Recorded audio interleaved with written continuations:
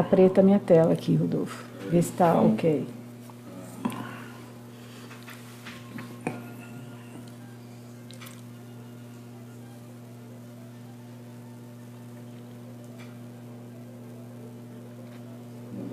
Tá preta a tela aqui também.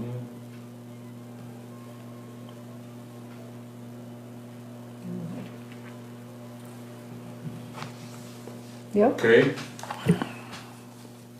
Oi, estamos ao vivo. Essa coisa de a cada início de transmissão é uma emoção. A Eleonora aperta o botão de ao vivo e às vezes aparece uma tela preta, às vezes aparece... Mas a gente está ao vivo agora com mais uma sessão, uma entrevista de Tutameia com um personagem, uma figura, um estudioso que nos ajuda a compreender melhor o Brasil em que a gente vive, para que a gente possa atuar melhor nessa pátria tão querida e tão sofrida. Ela é a Eleonora. Ele é o Rodolfo. E ele é o nosso querido entrevistado de agora, o professor Ladislau, que a Eleonora vai apresentar agora com mais detalhes para você. Você já o conhece, é claro, mas ela vai dar mais alguns detalhes. Antes, porém, queria lembrar... Eu acho que estou falando fora do microfone aqui. Melhorou. Isso. Uhum. Queria lembrar para você que você pode participar do nosso programa, não só mandando seus comentários aqui pela página, como também contribuindo para que a mensagem, as reflexões aqui que o professor Ladislau vai trazer para a gente, cheguem a mais gente. Faça isso compartilhando essa entrevista, divulgando nas suas redes.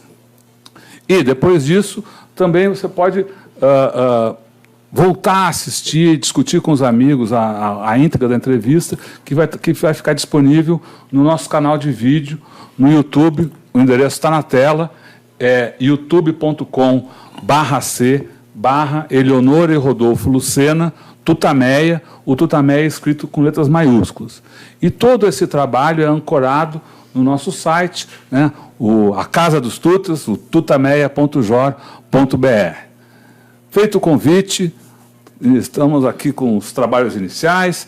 Eleonora, fica à vontade aí para fazer a sua apresentação mais formal, breve apresentação do professor Ladislau, e vamos jogar o jogo. Isso. Professor, muito obrigada por estar aqui hoje nos nossos estúdios improvisados aqui. Eu vou falar rapidamente quem é o professor Ladislau, para quem não conhece, professor da PUC, coautor de mais de 40 livros. O último está aqui, Rodolfo, você pode botar deixa eu mostrar aqui. Põe ali na... A Era do Capital Improdutivo. É o último livro, né? O mais recente livro. Bom, professor, nasceu na França, foi isso? Eu nasci na França, nasci em 1941. Em plena guerra, nasci assim onde se podia. Certo. A família estava se deslocando. Foi formado em Economia Política pela Universidade de Lausanne, na Suíça. Doutor em Ciências Econômicas em Varsóvia, Polônia. Professor de Finanças Públicas da Universidade de Coimbra. Foi coordenador técnico do Ministério do Planejamento da Guiné-Bissau. A gente vai falar um pouco depois também sobre a sua atuação fora do Brasil. Trabalhou na gestão Erundina aqui e, enfim, participou do movimento contra a ditadura militar, teve muita presença em tudo isso. E ontem a gente estava... E é uma estrela de cinema, né? E é uma estrela de cinema. Então, ontem a gente foi assistir o Dedo na Ferida, filme do Silvio Tenda, que a gente recomenda fortemente para todo mundo que está nos ouvindo assistir, que é um filme que é uma aula, né, sobre o que está acontecendo no Brasil. E o professor Ladislau é uma das estrelas do filme, que didaticamente, né, mostra enfim, o que acontece na sociedade mundial e brasileira com o domínio do capitalismo financeiro. E a gente, enfim, aproveita essa oportunidade aqui de estar com o professor Ladislau para começar pelo filme, né, que a gente... Qual é a ferida? Qual é a ferida? Como é que foi fazer esse filme? O que a gente deve reter de mais importante do Dedo da Ferida? É o seguinte, por que a gente fala o dedo na ferida? Você colocou o dedo no ponto sensível, ou seja, naquele elemento que reúne todos os fios de um drama. veja bem, sem entrar em grandes complicações, tá, gente? Todo mundo acha que esse negócio o dedo na ferida, a ferida é o dinheiro, claramente, certo? Porque o que toca a política, o que toca a economia, o que toca os diversos aspectos, sempre tem uma dimensão de financiamento, certo? A finança não são uma área em si, né? Mas para você ter financiamento de saúde, para você ter saúde, você tem que ter os financiamentos, ou seja, quem controla o dinheiro, na realidade, controla o conjunto dos diversos setores, né? Então, a gente pega o caso concreto do Brasil. Tá? A economia funciona com 4 motores.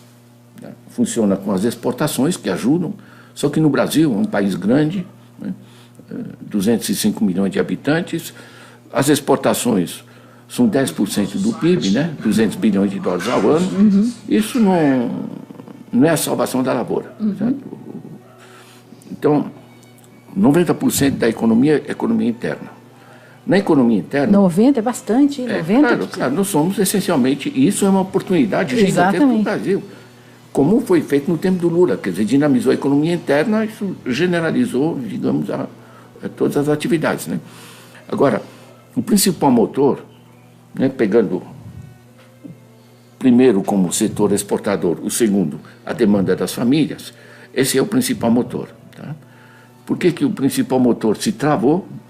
Porque você tem hoje, no país de 130 milhões de adultos, você tem 63 milhões de adultos que estão, como se diz, tecnicamente negativados, ou seja, o que popularmente se chama com nome sujo. Não tem acesso mais ao crédito porque se enforcaram. 63 milhões de pessoas. Se você junta as famílias, né, porque são os adultos, né, se junta as famílias, você tem mais da metade da população.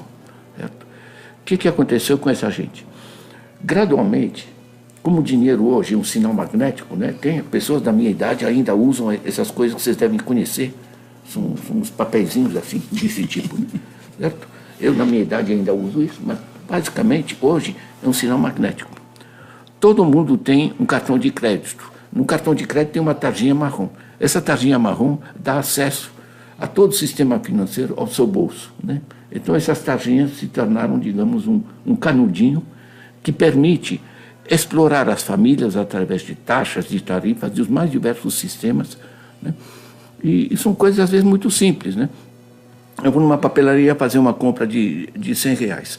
A moça no caixa me pergunta, crédito ou débito? Eu digo crédito. Bom, da minha conta saíram R$100. Eu pergunto para eles, e na conta de vocês entrou quanto? Bom, entrou 95. Quer dizer, 5% de todas as compras, de dezenas de milhões de compras. Lembra do ICPMF, que era 0,38%, fizeram um escândalo? Aqui tem uma mão de 100% sobre tudo isso. Quer dizer, isso é o cartão. Né? Se eu optei por débito, vai ser 2,5%. Né? Então, na realidade, você tem um sistema de captação de um dinheiro que hoje é virtual, é um sinal magnético. Né? Essa desmaterialização do dinheiro. Tem um livro muito famoso que se chama The Death of Money, A Morte do Dinheiro. Certo?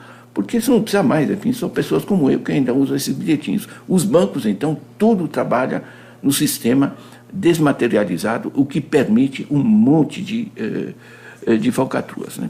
Agora, essa pessoa vai nas casas que tem dedicação a todos nós, vai comprar um fogãozinho. Certo? O fogão está ali, à vista 420, a prazo 840. Mas mostram para ele, em grande número, olha, você vai pagar 39,99 ao mês. Cabe no bolso? Cabe no bolso. O cara não sabe o que é caber no bolso, mês a mês, durante 2 anos. Certo? Esse fogão saiu a 200 da fábrica. Eles tem imposto de 40%, vai para 320. Eles vão querer ganhar um dinheirinho menos, isso aí vender à vista a 420. Mas eles querem mesmo é vender a prazo, a 840. Sabe o que significa? Significa que o grosso da população que tem renda baixa paga 840 por um fogão de 200.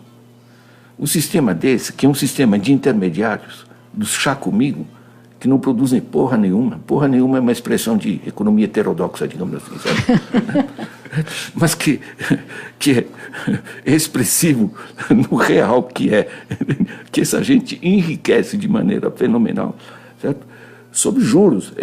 São casas que podiam prestar um serviço comercial decente. Não. eles viraram intermediários financeiros. Né? É quase um assalto isso, né? Esse sistema. É um assalto. Né? Põe assalto nisso, entende? Porque você fazer um assalto é arriscar todas essas coisas. Aqui não, é legal. Certo? Legal por outras razões que a gente pode discutir. Né? Eles quebraram a base legal de controle do sistema financeiro, que é o artigo 192 da Constituição. É outra dimensão. Mas para deixar claro, tá? Se você soma os cartões de crédito, os crediários, se você vai no banco e pede um empréstimo direto, vai estar na faixa de 150%. Certo? Esse juro direto no banco para a pessoa física, na França está 3,5%. 3,5% ao ano. Não existe juro ao mês. Juro ao mês é uma fraude. Isso aqui é estelionato, né, esse negócio. Né?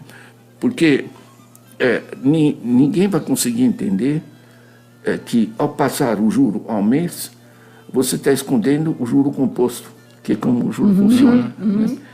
E o fato é que no Brasil... Juros sobre juros, né? Isso. No Brasil, nunca ninguém teve uma aula como funciona o dinheiro. Certo? Nós estudamos nas escolas como funcionou o reino de Dom João VI, nós estudamos Dona Carlota Joaquina e outras coisas que a professora nos disse que um dia, meu filho, você vai entender como é importante, mas na realidade não entendemos como funciona o mundo. Se você não entende como funciona o dinheiro, se não entende como funciona a política, como funciona o crédito, você não entende o real, digamos, do processo. O fato é que as pessoas vão pagar, se enforcar, aí passa para o cheque especial, vai para 320%. Aí passa para o rotativo do cartão, vai para 400%. Eu, quando mostro isso para economistas internacionais que me visitam, eu preciso mostrar os documentos dos bancos, porque eles não acreditam. E eles perguntam, como é que o pessoal paga isso? Paga isso porque tem um cartel de bancos, são 5 bancos que manejam quase a totalidade, certo? Não há mercado. Chamam isso de mercados, né? Mas na realidade é uma clique, certo? E se incorporar, inclusive, o Banco do Brasil e a Caixa Econômica Federal, porque quem dirige o conjunto é um banqueiro no Ministério da Fazenda e um banqueiro no Banco Central, certo? Então está organizado. O que você gerou foi um sistema em que justamente esses 63,3 milhões de adultos estão enforcados no país. Quando eles deixam de comprar, quando não conseguem pagar sequer o que já compraram, eles não pagam, não compram mais. Então você reduz a demanda. Quando você reduz a demanda, você coloca em crise o setor produtivo, porque as empresas vão vender para quem? Aí você quebra a inflação, a pessoa diz, não, nós reduzimos a inflação. Claro que você está quebrando a economia, as pessoas não têm para quem vender, joga a qualquer preço. Né? Não é assim que se controla a inflação. Se controla a inflação equilibrando a oferta e a procura, não quebrando o sistema. Certo? A realidade é que não só o segundo motor, que é o consumo das famílias, mas também para o terceiro motor, que são as empresas. Não as grandes, porque as grandes pegam dinheiro lá fora 3,5%, 4%, 5%. Mas aqui, a pequena e média empresa vai buscar o dinheiro na agência onde tem a sua conta. Certo? É por isso que a gente já está vendo as empresas médias quebrando as dezenas de milhares, evidente. Né, nos últimos 2 anos. Porque o desemprego subiu de 4,8% para 13%. Porque as empresas não conseguem vender, jogam o preço lá embaixo, estão quebrando, tem estoques acumulados, para que produzir? Então ele desova, né, os trabalhadores, certo? Aumenta o desemprego, o que reduz mais ainda a demanda. É um ciclo vicioso. E a coisa, veja bem como funciona, né? Isso é muito interessante. Porque quando você parou o segundo motor, que é o consumo das famílias, né, a demanda das famílias, e o terceiro motor, que é a atividade empresarial, veja bem, quando você reduz o consumo das famílias, você reduz o imposto sobre o consumo, você reduz as receitas do Estado. Quando você reduz a atividade empresarial, você reduz os impostos sobre a produção, que reduz a receita do coisa. Então, em nome de salvar a economia, eles quebraram a economia, certo? Porque você gerou um déficit que nunca existiu, nem na fase Lula, nem na fase do primeiro governo Dilma, certo? Realmente é um processo. E se acrescente a isso que quando que o quarto motor é a atividade do Estado, certo? O Estado ajuda muito. No Brasil, isso por alguma razão se chama de gasto. No resto do mundo se chama de investimento. Quando você faz infraestruturas, faz política de saúde, política de segurança, política de educação, etc., é investimento nas pessoas. certo? Aqui dizem que é gasto porque o Estado gastou demais, então quebrou a economia. Bom, isso é uma farsa, certo? No resto do mundo isso se chama investimento. Todos os países que tiveram esses milagres econômicos que a gente conhece, é o Japão, é a Coreia, é a China, são os países nórdicos, é o Canadá, enfim, a reconstrução da Europa, a saída dos Estados Unidos da crise de 29, todos foram pesadamente repassando. Exatamente. Porque vê o seguinte, para que serve a economia? Para o bem-estar das famílias. Agora, o bem-estar das famílias, ele depende, em parte, do dinheiro que entra no bolso. Aí você compra as coisas e tal. Mas, em grande parte, também do que a gente chama de consumo coletivo. Para dar um exemplo, o canadense tem um salário menor do que o americano. Mas o canadense, ele tem a saúde de graça, ele tem o hospital, enfim, ele tem creche para os filhos, ele tem a escola, ele tem a universidade, ele tem parques por todo lado, todas as escolas têm piscina, porque lazer. Sabe o quê? Sai muito mais barato e produtivo. Ou seja, toda a parte que aqui nós temos que tirar do bolso, ou que o americano tem que ter lá, é assegurado como consumo, acesso público, gratuito, universal. E sabe o que é interessante? É que é muito mais produtivo. Então, um americano gasta, em média, por ano, $9.400. Quanto? $9.400. O canadense gasta, em saúde, por ano, $3.400. Esse é o custo, né? Mas é feito através do Estado, né? Através do imposto. Quer dizer, o Canadá gasta quase 3 vezes menos com saúde, e o americano, quando tem um problema, vai para o Canadá, né? Então, é um negócio surrealista.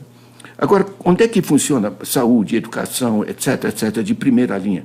Pegam a Finlândia, pegam a Inglaterra, pegam a Alemanha, pegam não sei o quê. Tudo estatal, com uma dimensão de renda de bolso, né? O out of pocket, que chama, né?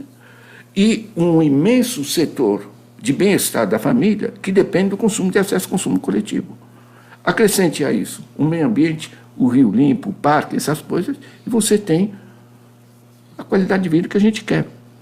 Então, isso significa que para fazer funcionar o conjunto, você tem que ter um equilíbrio da atividade empresarial, salários e, enfim, aposentadoria, todo o dinheirinho que entra no teu bolso, mas você tem que ter os serviços públicos, que no resto do mundo se chama investimento nas pessoas e que aqui chamam de gasto, enfim, por uma farsa de interpretação econômica, e você tem que ter as políticas, digamos, ambientais, né, para esse país funcionar, né? E você tem que ter um pouco de soberania também, porque hoje no mundo ninguém perdoa ninguém, né? Se os americanos conseguirem arrancar o petróleo, arrancar a Eletrobras, arrancar estão comprando solo, né? E com o solo água, acesso à água, tudo isso não funciona. Eu estou trazendo o seguinte, basicamente tem que ter um equilíbrio, né? Porque nós dependemos essencialmente dos 3 motores internos, né? A demanda das famílias, a atividade das empresas que respondem a essa demanda e o Estado que assegure investimento em infraestrutura e políticas sociais de acesso universal, o SUS, a segurança, etc, etc, etc. Quer dizer, do equilíbrio desses fatores é que você gera. Agora, o que se está fazendo agora, né? Dizendo, todo esse negócio de consumo coletivo, saúde, etc., isso põe um teto. Agora, nos juros que a gente paga, não põe teto. Então, você quebrou as famílias, você quebrou as empresas e você quebrou o Estado porque você força o Estado a transferir a grande parte do dinheiro que viraria saúde, educação, etc., transformado em juros para os bancos. São 400 bilhões ao ano. Some isso, você tem uma economia que não funciona. Isso é a política imposta a partir do golpe. A partir do golpe. Principalmente a partir do golpe. Quer dizer, é muito fácil você ter uma Dilma, que realmente não é muito diplomática, digamos, né? Passar manteiga nas coisas não é do caráter da Dilma, certo? E além do mais é mulher, né? Que é fácil atacar, isso se usou profundamente nesse processo. Como é que se gerou esse processo? Conforme funcionou e funcionou muito bem de 2003 a 2013, né, o Banco Mundial chama isso do Golden Decade, a década dourada da economia brasileira. E funcionou justamente por esse ciclo, né, virtuoso. Agora, os bancos, diversos intermediários financeiros, crediários, etc., aprenderam rapidamente que essa massa de gente da base da sociedade que estavam consumindo não estavam entendendo lufas do sistema de juros e de como é que você se encalacra na dívida, né? Inclusive as pessoas se culpabilizam elas mesmas, ou então tem vergonha porque eu não entendi essa porra, esse negócio e como funciona, certo? E realmente não entende. Então o que acontece? Gradualmente as famílias foram se endividando, porque esse cartão que você tem no bolso, os crediários, etc., né? Então você pega 2005, da renda das famílias, 18% era a dívida, ou seja, a dívida da família correspondia a 18% da renda dessa família. Uhum. Quando chega a 2012, é 46%. Certo? Porque eles foram endividando as famílias. E cobrando taxas de juros em cima disso absolutamente vergonhosas. Certo? O que a Dilma faz? Começa a reduzir. Como está isso? Está travando a economia, né? Uhum. Ela começa a reduzir os juros onde ela podia reduzir, Banco do Brasil e Caixa Econômica Federal, e começa a migrar gente, né, do Itaú, do Bradesco, para a Caixa Econômica Federal, para o Banco do Brasil. Os bancos não gostaram nada. Segundo, ela reduz a taxa Selic.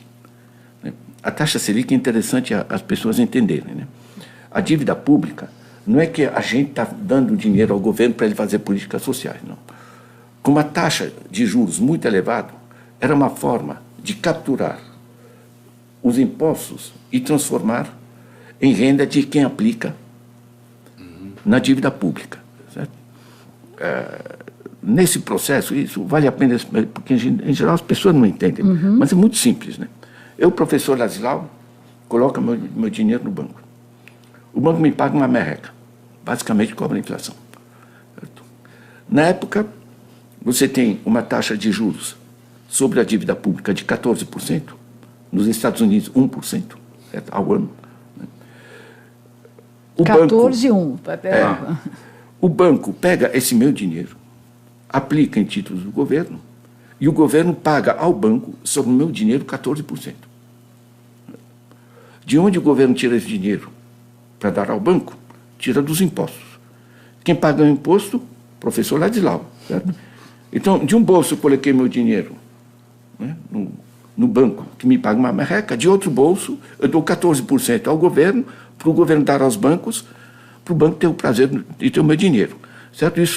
O sistema foi montado em 1995 por Fernando Henrique Cardoso, através de uma lei específica que gerou o sistema de taxas Selic elevadas, certo? Que entrou em vigor a partir de 1º de julho de 96, e que, portanto, drenava também a capacidade do Estado. Então, a Dilma teve que baixar também a taxa Selic. A taxa Selic baixou de cerca de 12% para 7,25%, para uma inflação de 5% na época, dá 2,5% real, está mais próximo do internacional, que é na faixa de 0,5%, 1,5%.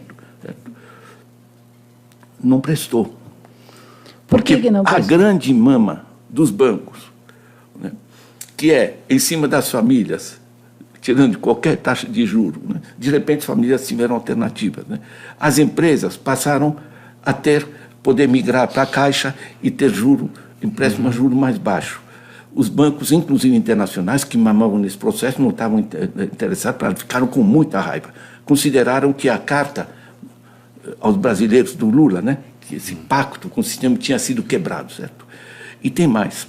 Essa classe média que se vestia de bandeira, batia panelinha, etc., que apareceu na Paulista, praticamente toda essa gente, você tem 77% deles com ensino superior, com essa coisa, era gente que tinha se acostumado a ganhar dinheiro sobre a dívida pública, certo? Você tem o dinheiro no grosso da população que mal fecha um mês, certo? Por cima se endivida até, certo? Mas essa gente que tem dinheiro de sobra aplicava em títulos de governo e se financiava através dos impostos. Quando a Dilma baixa isso, para poder o Estado voltar a ter dinheiro para financiar saúde, educação, etc., essa massa ficou possessa. Né? Tiraram o pirulito da boca deles, certo? E a classe média aí, ela é raivosa. Né? Então, isso gera a crise política em 2013, certo? E a partir de 2013 você tem bate-boca, manifestações, gritaria, boicote, você não tem mais governo. Isso aí começou o golpe, você diria. Aí o golpe, a meados de 2013, começa o golpe. A partir daí você não tem mais governo. Ou seja, a intervenção do governo Dilma no sistema de juros, buscando obter mais recursos para investir no Brasil. Mas sem dúvida, porque veja bem, quando a Dilma constata que as famílias não podendo mais comprar, porque subiu de 18% para 46% o estoque de dívida deles e com juros que se pagam é insustentável. Viu que o Estado não consegue fazer os investimentos que precisa, toda a parte social, porque os bancos estão chupando através dos juros sobre a dívida pública. Baixa esses juros, sabe o que é? Um empresário que, em vez de ganhar aplicando na dívida pública e drenando nossos impostos, ele de repente tem que voltar a investir e produzir. Isso é muito irritante, né? Porque você produzir, você trabalhar é muito mais cansativo, digamos assim, do que você simplesmente usar o computador e ver quanto vai render, né? Agora, você não pode fazer funcionar uma economia. Deixa eu dar uns dados para vocês, para ter ponto de referência. Pega as famílias e a pequena e média empresa. Pessoa física, pessoa jurídica. O estoque da dívida deles é 3,1 trilhões de reais. Certo? As pessoas podem não entender de trilhão, mas não é complicado entender. Por exemplo, você tem um salário de 6 mil, certo? Pense que o Estado são 6 trilhões. É a mesma coisa, não tem nada de complicado nesse negócio. Bom, disso aí, a dívida das famílias e das pequenas e médias empresas, porque as grandes pegam dinheiro lá fora, certo? É 3,1 trilhão. O tipo de juro que se cobra disso faz com que, das famílias e das pequenas e médias empresas, os bancos tiram só de juros, não está reduzindo a dívida, só o juro em cima dessa dívida, cerca de 1 trilhão ao ano. 1 trilhão significa 16% do PIB, certo? Você estrangulou a economia. E tem mais. Através da taxa Selic, do Estado, você está tirando 400 bilhões ao ano. Certo? Em 2015, por exemplo, foram 500 bilhões. Certo? Isso dá mais ou menos 7% do PIB. 16% aqui, 7% ali, você está em 23%. Certo? E tem mais. O sistema tributário não corrige. Ele agrava. Agrava. E tem mais. A evasão fiscal no Brasil, 570 bi. Dá 9% do PIB. 570 bilhões. 9% do PIB é evasão fiscal. É evasão fiscal. Quem faz evasão fiscal? Os mais ricos. Os mais ricos, porque os mais pobres. Não tem como escapar. Eu sou professor da PUC, me desconto no meu salário, não me perguntam se eu quero ou não que desconte. Quem é mais rico não consegue evasão fiscal. Eu lembro de uma placa muito interessante que um senhor estava bem arrumado, tá, lá na Paulista. Estava escrito assim: evasão fiscal não é roubo. Só que esse cara gosta de ter os filhos dele estudando de graça na USP com dinheiro dos outros. Isso é o quê? É bom senso, né? Então, quando você soma aqui 16%, mais os 7% dos juros sobre a dívida pública, 23%, você tem o fato que o tributo não corrige, você tem uma evasão fiscal de 570, e você tem lá fora 520 bilhões de dólares em paraísos fiscais, que é cálculo dos britânicos, dos americanos. Só os brasileiros. 520 bilhões de dólares dá 1,7 trilhão de reais. Dá 30% do PIB. 30% do PIB está em paraísos fiscais? É o estoque, não é que sai todo ano. Sim, tá? Sim, é o estoque, mas é um... Você sabe o que é? Isso aqui virou um país de gente que não produz porra nenhuma e mama, entende? E trama o consumo das famílias, trama a atividade empresarial. Você mama no Estado. Mama no Estado e no trabalho do povo. Não é isso? Mama no povo, mama nas empresas e mama no Estado, entende? Eles não têm nada contra ter várias mamas. Ainda por cima, põe dinheiro lá fora, não só não reinveste no país, certo? Como sequer paga imposto, porque está em paraíso fiscal. Né? Então, como é que se define um lugar assim? Que país é esse? Olha, isso aqui, quer dizer, quando eu chamei esse livro da Era do Capital Improdutivo, né, é porque justamente isso explica. Está de novo ali, Rodolfo. Não é o caso de que o professor Ladislau está ditando meu Deus, os juros. Vocês devem conhecer o senhor Steinbruch, né? Primeiro vice-presidente da Fiesp, escreve com aquelas letras todas no Estadão: não é possível tocar uma economia pagando 300% de juros. E só como ordem de grandeza, né? Na França, pessoa física no banco 3,5% ao ano. Certo? Isso aqui é surrealista. Isso aqui você tem um bando de chupins que estão drenando a economia. Certo? É um sistema de agiotagem que é coberto pelo sistema jurídico. Isso é muito interessante, porque a grande corrupção não é de gente de batedor de carteira. A grande corrupção gerou sua legalidade. Certo? Então, em 95, você criou a lei da taxa Selic, que permite ter acesso ao dinheiro público através dos juros sobre a taxa, basicamente indo para bancos, coisas do gênero. Em 95 ainda, 26 de dezembro de 95, se dá um presente de Natal para os banqueiros e os ricos ao isentar os lucros e dividendos de imposto. Certo? Em 97... Só para lembrar, isso aí, o Brasil é um dos pouquíssimos países do mundo que tem isso, não é isso? Não é dos poucos, é Brasil e a Estônia. São dois. Exatamente. Para todo mundo que gosta de fazer comparações com o exterior aí. Isso, outra grande potência. Em 97, eles aprovam a lei legalizando o financiamento corporativo das campanhas. Ou seja, isso é muito interessante. Se eu dou dinheiro para um deputado votar de uma maneira, isso é corrupção. Agora, se eu financio a campanha dele, eu corporação, certo? Eu tenho ele por 4 anos, por atacado, certo? E é legal. Né? É muito mais lucrativo, que é legal, e você ter por atacado sai mais barato, você vai ter um cara defendendo as leis que você quer. Esse Congresso é o Congresso que temos hoje. Esse é o Congresso que votou o golpe. Certo? Ou seja, as coisas têm sua lógica, certo? E, em 99, o Serra apresenta uma PEC para liquidar o artigo 192, cujo título é Sistema Financeiro Nacional, que limitava a taxa de juros a 12% ao ano, mais inflação. Certo? A partir daí, vale tudo. A única coisa que a Dilma conseguiu fazer é limitar os juros sobre a dívida pública e limitar os juros na Caixa Econômica, enfim, nos bancos públicos, certo?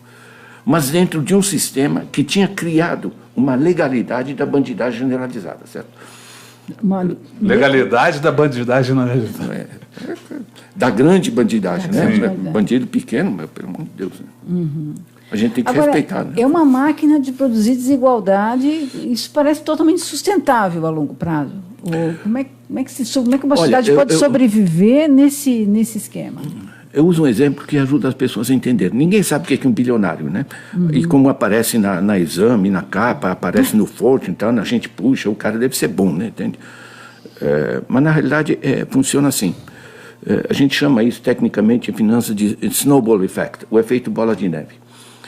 Faça um esforço de imaginação. Eu, professor Ladislau, né, a PUC me doou $1 bilhão e agora eu sou um bilionário. Eu aplico esse bilhão, não faço um investimento, faço uma aplicação financeira. Né? Esse bilhão vai me render 5% ao ano. É uma merreca, né? 5% ao ano. Sabe quanto eu estou ganhando? Estou ganhando $137 mil por dia. É interessante isso, né? De repente, o conceito de bilhão aumentou assim na tua cabeça, certo? Caramba, $1 bilhão é um bocado de dinheiro. Quer dizer, rendendo 5% ao ano, $137 mil ao dia. O que acontece no dia seguinte? No dia seguinte, eu vou pegar $7 mil para meus gastos, porque eu sou rico e a vida está cara, né? Mas sobrou 130 mil, eu não vou conseguir gastar 137 mil todo dia. Eu reaplico no dia seguinte $1 bilhão mais 130 mil. E no dia seguinte, mais... Está entendendo? É o que se chama o efeito bola de neve. Esse efeito de bola de neve faz com que, a partir de um certo nível de riqueza, você faz aplicações financeiras, não investimento, que é produção. Você faz aplicações financeiras, certo?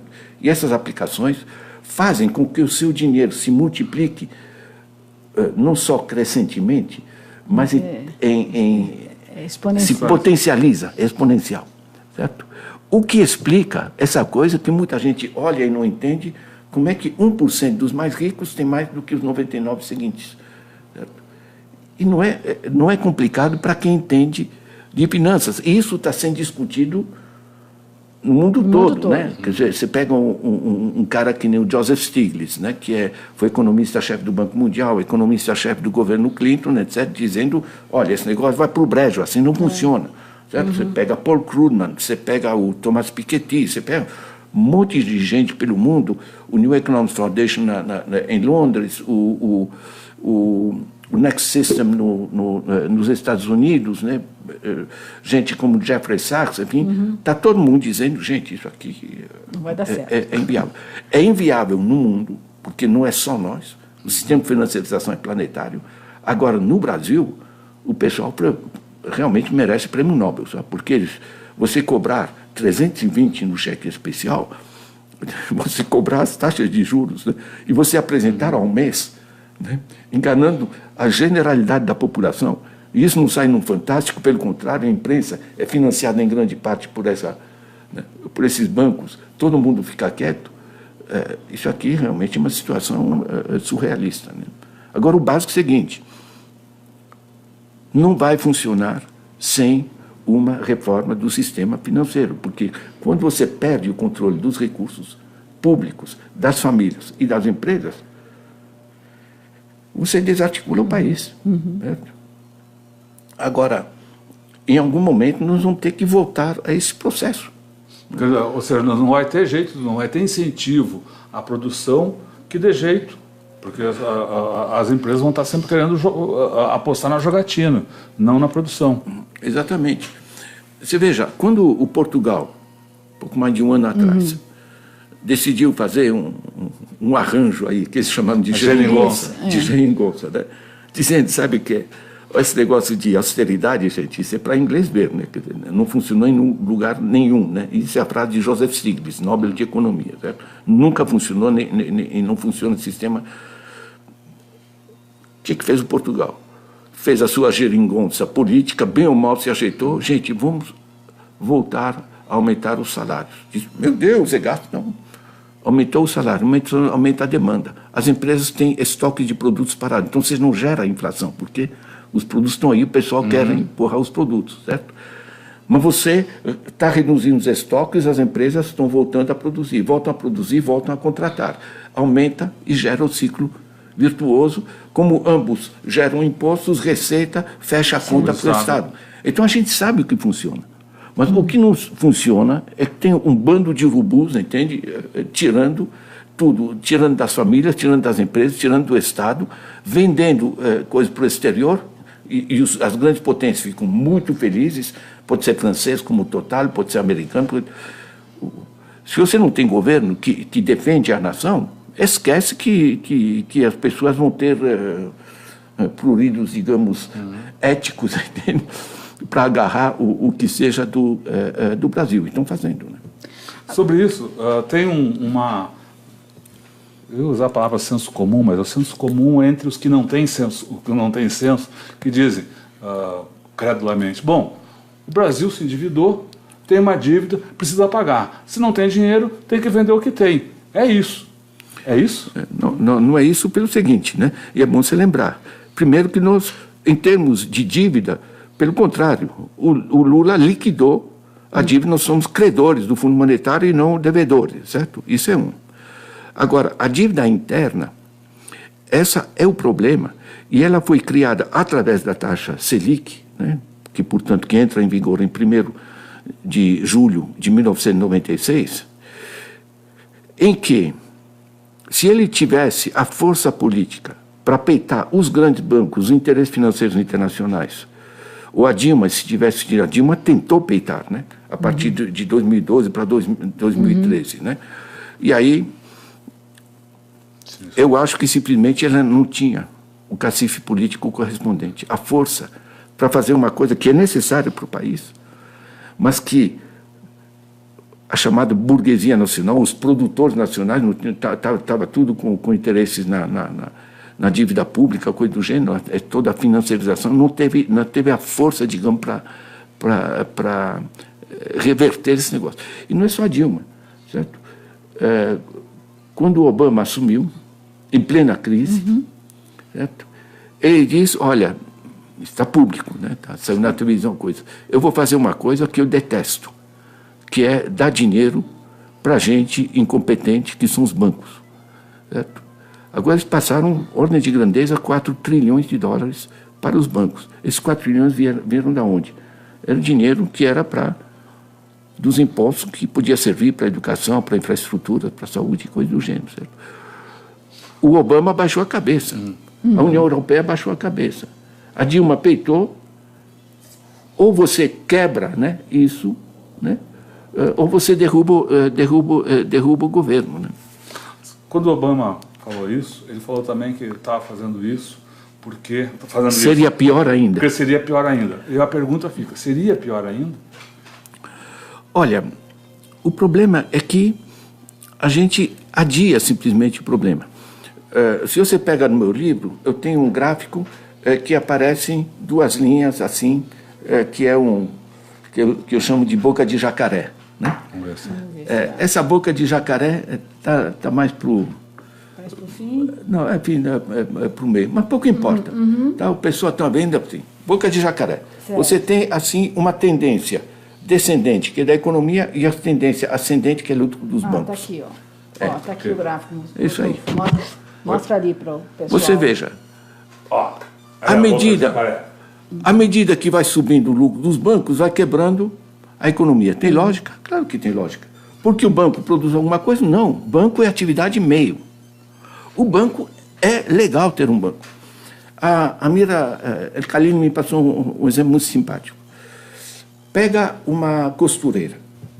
Ela diz, olha, vou comprar aquela máquina de costura muito mais sofisticada, eu vou ficar mais produtiva.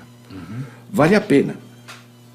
Se isso aumenta em, por exemplo, 5%, 6% a produtividade dela, e ela paga um juro de 4%, 5%, tudo bem. Só que no Brasil, ela vai aumentar a produtividade dela 5%, 8%, 10%. Mas o juro que ela tem que pagar em cima dessa máquina é de 30% a 60%, ela se enforcou. Né? Então, na realidade, o banco tem que voltar a ser o que legalmente foi...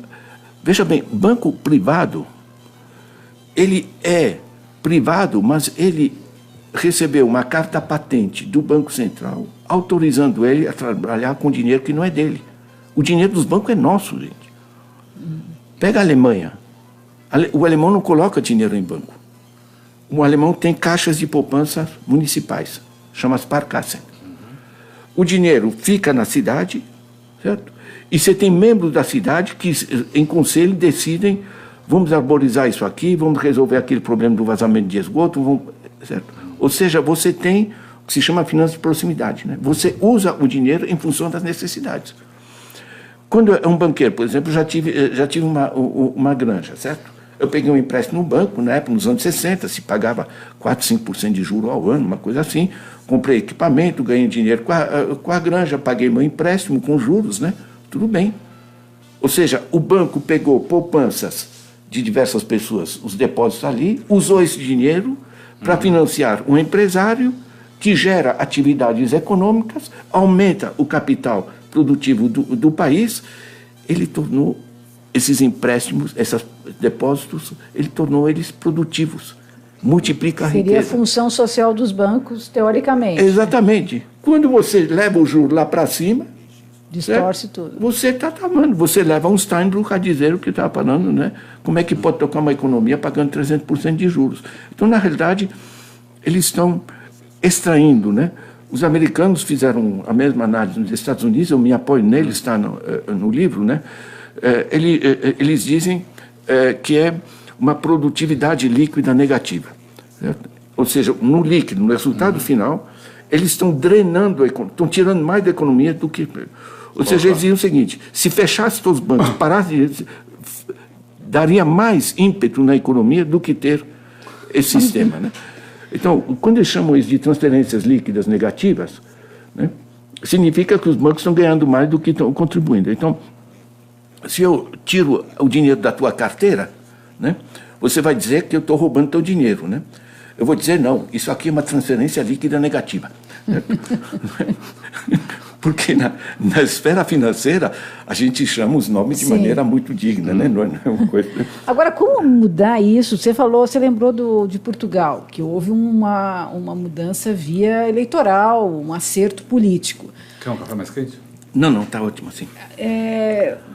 Mudar isso parece uma tarefa quase revolucionária, porque qual é a força política de um governo, ou de um projeto de impor limites ou mudar esse sistema que é dominante no mundo inteiro? Como é que você vê essa possibilidade política? Um próximo presidente teria força para mexer nisso? Olha, primeiro é que a gente tem inúmeros modelos de fazer funcionar o sistema, tá? Por exemplo, a Islândia foi capturada por esse sistema de parasitas, liquidaram, mudaram a Constituição, certo? E nacionalizaram os bancos, o dinheiro passa a servir à economia. Isso é um. A Alemanha, é um exemplo que mencionei, 60% de todas as poupanças dos alemães está aplicada em caixas de poupança locais, Sparkassen, nas regiões, eles têm o que eles chamam de Landesbanken, certo? E os bancos, como o Deutsche Bank, por exemplo, tem apenas 13% dos ativos da Alemanha. O dinheiro é da população, tem que ser utilizado em função dessa necessidade. Como funciona a China? A China tem o China Bank, tipo de BNDES deles, que financia as grandes infraestruturas que tem que ser do Estado mesmo. A indústria pesada, cimento, eletricidade, os diversos sistemas, mecânica pesada, enfim, siderurgia, tudo isso são grandes estatais, porque é importante que sejam estatais, porque elas fornecem a base de produção de máquinas, de produção em que pequenas empresas, sim, privadas podem se tocar. Aí cada empresa dessa indústria pesada, ela tem seu próprio banco.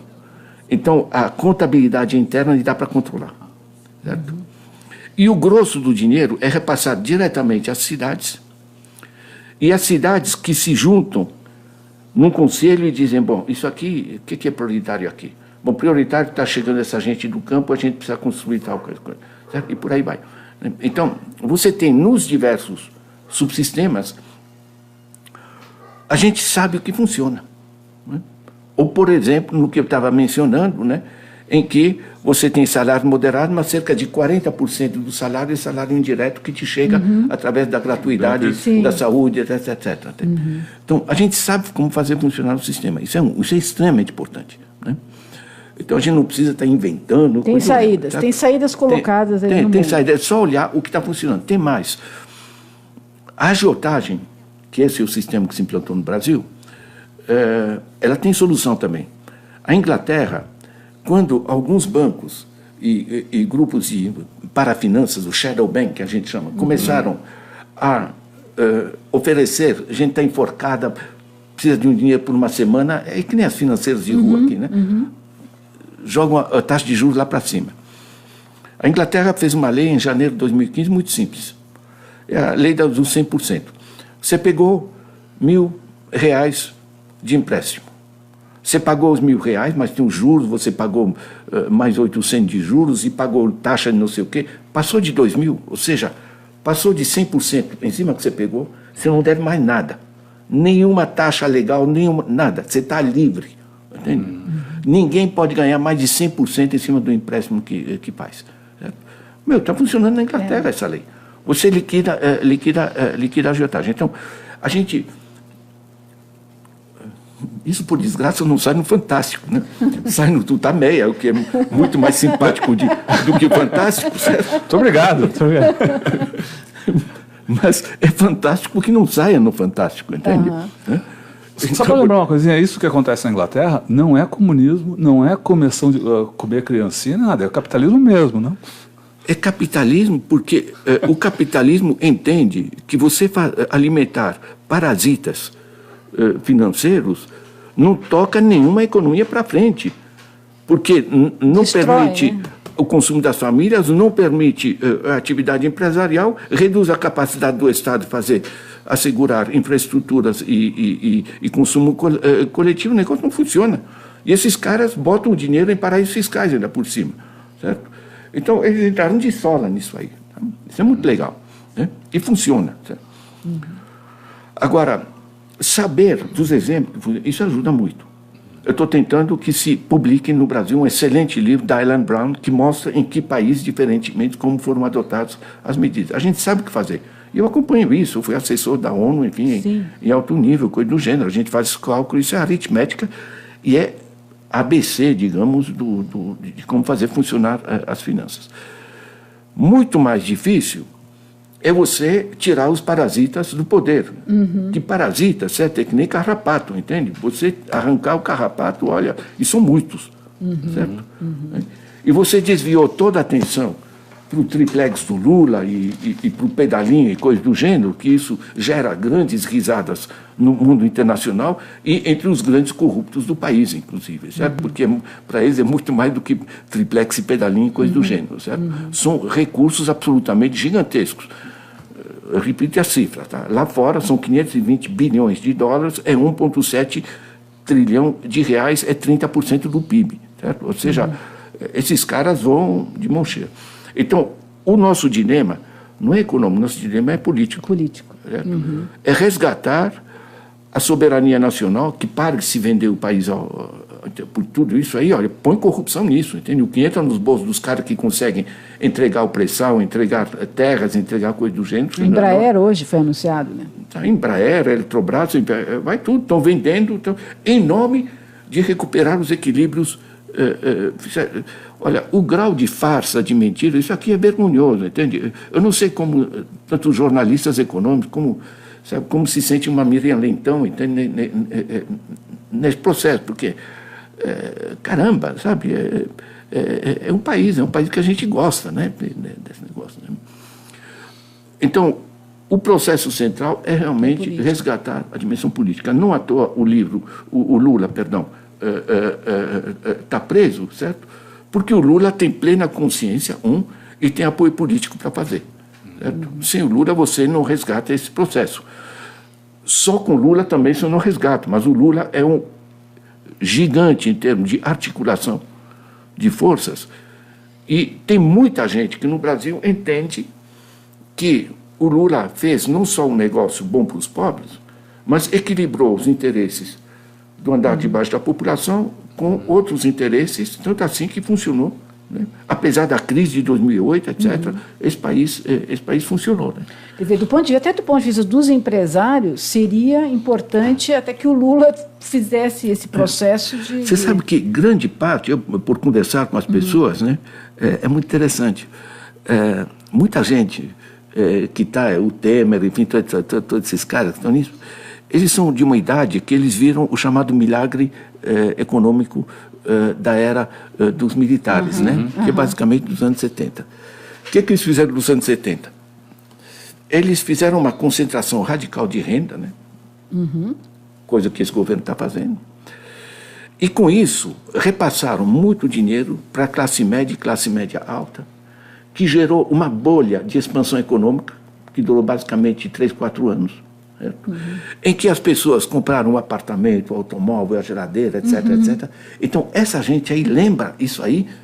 Não, isso aqui funciona. A gente concentra a renda em cima, aí o empresário vai investir, todo mundo vai consumir. Só que essa bolha, certo? Não existe, a classe média não está comprando mais apartamento, mais carro, mais coisa assim. Ele já tem o carro, já tem o apartamento, ele está botando o dinheiro em paraíso fiscal, está botando dinheiro em tesouro direto, coisa do gênero. Então, todo esse negócio, que eles pensam, vamos repetir o milagre, vamos repetir o Delfim Neto, e não se deram conta que nós temos uma pequena diferença da ordem de 50 anos, entende? E que o país mudou, e que o mundo econômico mudou, certo? Ladislau, como é que você vê a questão dos empresários? Os empresários brasileiros viraram rentistas todos, eles podem ser novamente... cooptados para esse projeto capitalista, ou isso já era, quer dizer, não tem mais saída que possa contar com o empresariado? Só um pouquinho. Essa é uma das grandes questões aí com que a esquerda se debate, né? Existe ou não existe a burguesia nacional? Bom, mas antes de que você responda, eu queria voltar a convidar a nossa turma que está acompanhando aqui, a gente tem uma pequena assembleia nos acompanhando, convidar a você, a cada um de vocês, a compartilhar essa entrevista, essas reflexões aí, para que cheguem a mais pessoas, que mais gente possa aproveitar essas reflexões aqui do professor Ladislau. E queria citar, a gente tem vários comentários aqui. Muitos agradecendo pelo didatismo. Isso, né? queria citar aqui perguntas não tem, pelo menos eu não vi, mas tem um comentário, como a Leonora falou, da Patrícia Carvalho Mata Machado. Muito bom esse simpático senhor, uma linguagem simples e objetiva, entendi tudo, aprendi muito e continuo aprendendo. Bom, é o que estamos todos aprendendo aqui, então, eu agora, depois dessa interrupção aqui, devolvo aí a pergunta que a Leonora fez sobre a existência da burguesia nacional, se os empresários, se há um empresariado... Deixa eu primeiro comentar o comentário da moça, que é o seguinte. Um rapaz na PUC, né? Estava com o meu livro e disse, professor, eu gostei muito do seu livro, né? Bom, eu fiquei contente, o que você gostou, né? Ele disse, não, é que eu entendo. Você sabe o que é? Você sabe por que eu sou claro? Porque eu entendo. Essa droga, eu vivi ela. Eu organizei o Ministério de Planejamento em uma carrada de país. Eu fui consultor do secretário-geral da ONU. Eu sei como é que se dão as tramóias, entende? Então, eu não preciso inventar gráficos e equações e coisa do gênero, porque é coisa muito mais simples, certo? E o simples é o seguinte, cara que tem o poder na mão vai mamar o que puder. Ou você faz leis e controles, contrapesos, o negócio não funciona. Não é questão de gente malvada ali e aqui de gente boa. É questão de organização de sistema, de leis, de regulação, etc. E isso a gente sabe fazer funcionar. Sobretudo nessa era da informática, você gerar transparência dos sistemas financeiros é bico, certo? É só querer. Certo? Como é que o Suplicy desmascarou os anões do orçamento na época? Porque simplesmente ligou o computador, pediu o terminal e viu as tramóias, certo? Então, na realidade, não é, eu volto a dizer, não é complicado, certo? O que sim, e é complicam. Complicam para afastar justamente... E vão te dizer, não, sabe por quê? Porque o pobre vai consumir, e é gasto, e isso é insustentável. Agora, o empresário, que nós somos empresários, se a gente tiver mais dinheiro, a gente vai investir, com investimento a gente vai gerar mais produto e vai gerar mais imposto. Né? Bom, isso a gente chama de narrativa. Né? Bom, narrativa é muito simpático, né? Mas é um conto de fadas. Né? Sabe como funciona a sociedade? É muito simples. Você tem que ter um mecanismo de exploração, que foram dominantemente os salários na época do século XX, ou no tempo que Marx analisa a mais-valia. Hoje são dominantemente os sistemas financeiros, certo? Então você tem que ter um mecanismo de exploração das pessoas, certo? Você tem uma narrativa para as pessoas acreditarem que é tudo assim, que isso bem. Que a vida é assim mesmo, certo? Né? E você tem o porrete para os caras que não acreditam na narrativa, né? É isso aí. E aí você tem o recuo da democracia, os caras que matam, você tem a trágica morte da Mariela, tudo isso aí, o que é? É o porrete, gente, certo? De um monte de gente, ou você tem o Lula preso, tudo isso, porque é gente que entendeu as coisas e quer fazer funcionar o país. Agora, voltando à coisa do... Gente, a solução não está mais na burguesia, tá? Quer dizer, grande parte das pessoas dos empresários, né, se acostumou a ganhar dinheiro em aplicações financeiras e não em investimentos, né? Isso gera, por isso que o título do meu livro é Era do Capital Improdutivo.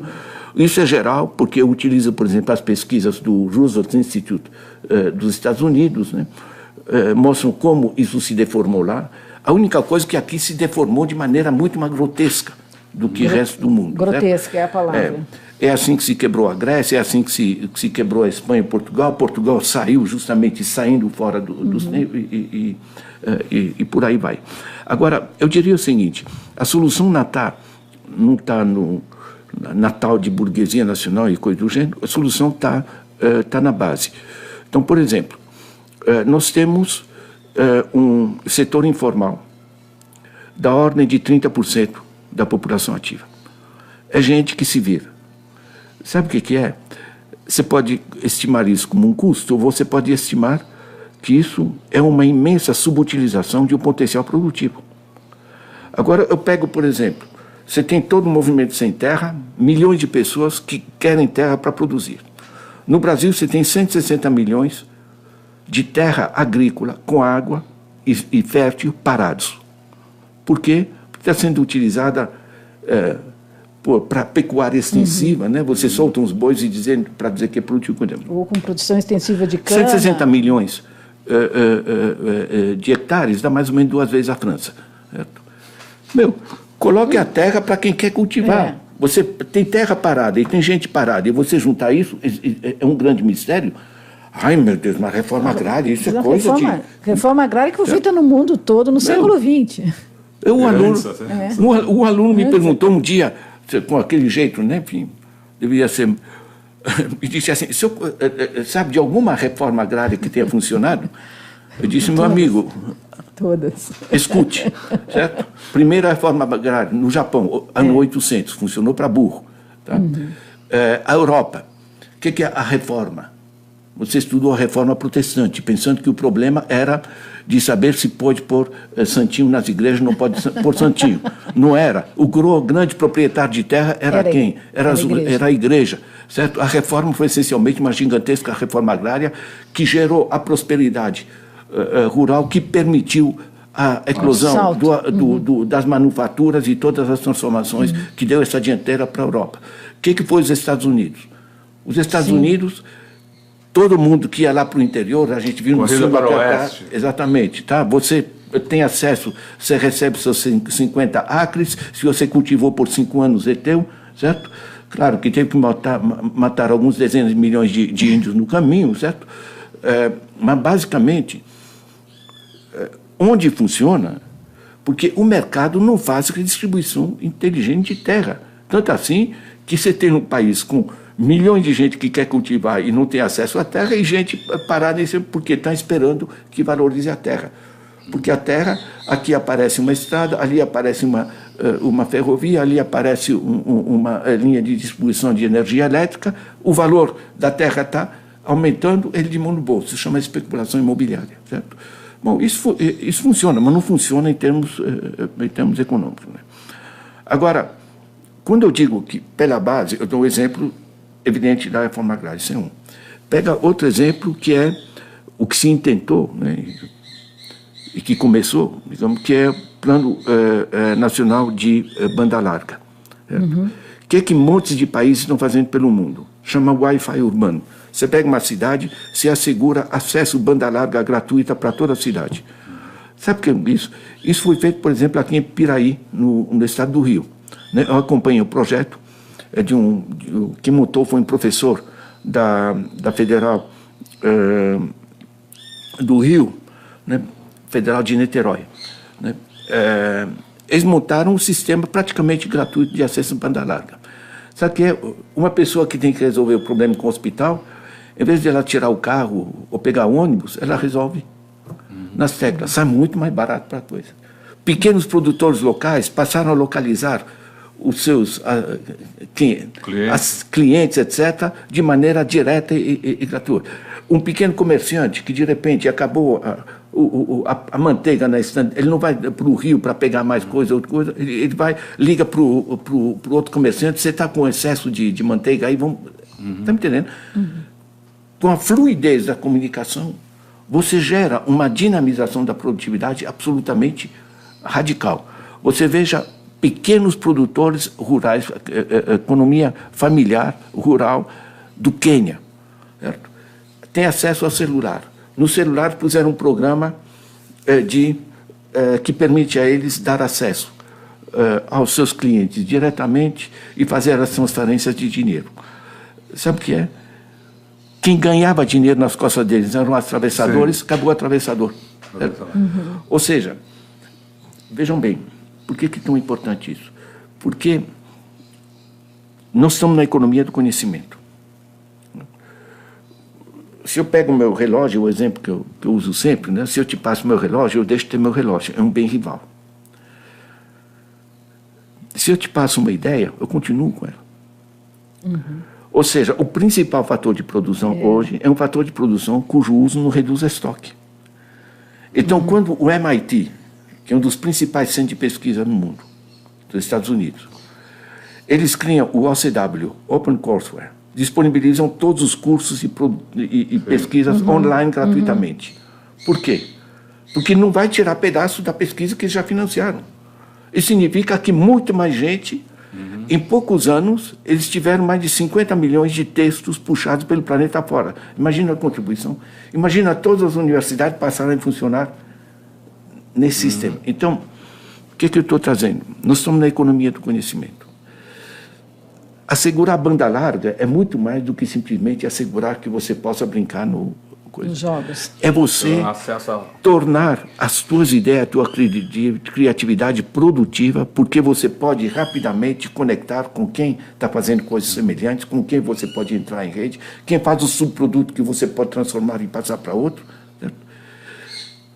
A China fez. A China não é besta nessas coisas, né? Sim, mas, quer dizer, em tudo existe ou necessita a intervenção do Estado, a vontade política para usar os recursos que o país gera em benefício da população. O que você faz? Você faz o Plano Nacional de Banda Larga, né? Financia a instalação dos sistemas de repasse de sinal.